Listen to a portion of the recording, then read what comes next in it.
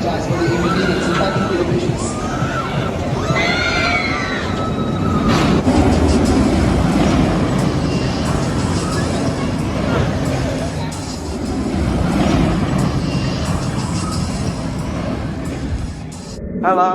Hello and welcome to Parkesson. My name's Jake and today we're going to be talking about Oblivion at Alton Towers.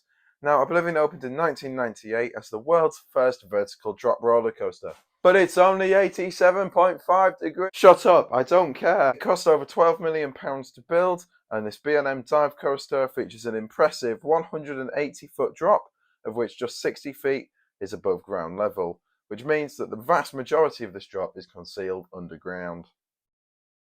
Oblivion doesn't feature any inversions in its 1,222 feet of track, but it does reach a top speed of 68 miles per hour and tops out at 4.5 Gs of force, making this one of the most intense roller coasters in the UK. Usually in these reviews, I would analyse the whole ride from start to finish. However, with Oblivion, all that happens really, it's a bit of a one-trick pony. You slowly start cresting up the lift hill. You get to the top, you get some fantastic views. You can see all over Alton Towers.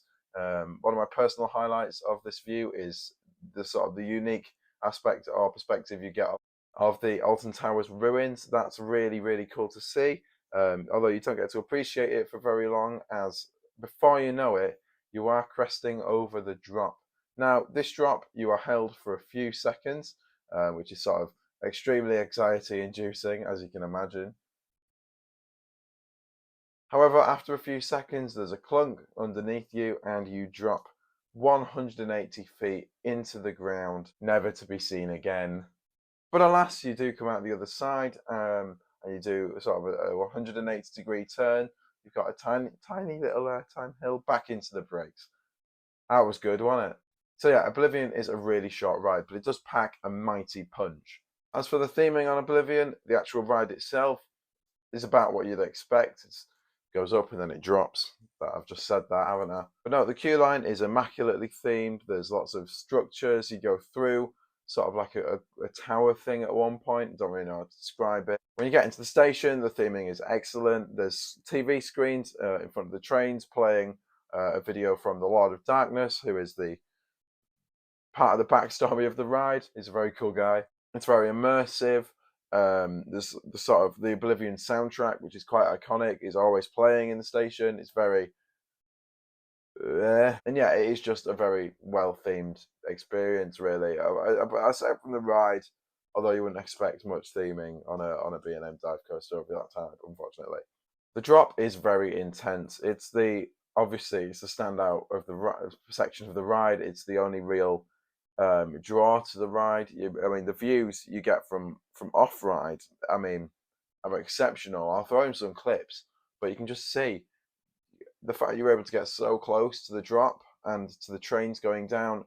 It is amazing to see, and to sort of hear the screams just of people on the ride just disappear into the ground is quite an amazing spectacle. The operations on Oblivion are pretty good. It is the highest throughput roller coaster in the UK at the moment.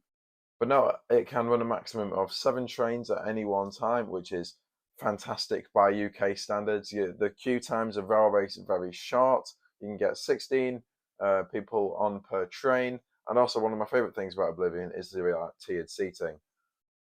Like this, I don't know. The second row of seats is sort of raised a little bit higher than the front row, which gives everyone the same kind of views over the drop and obviously everywhere else. And yeah, Oblivion is an exceptional roller coaster. Let me know your thoughts on Oblivion down in the comment section below. Thank you very much for watching. My name's Jake and you've been watching Parkesson. I'll see you later.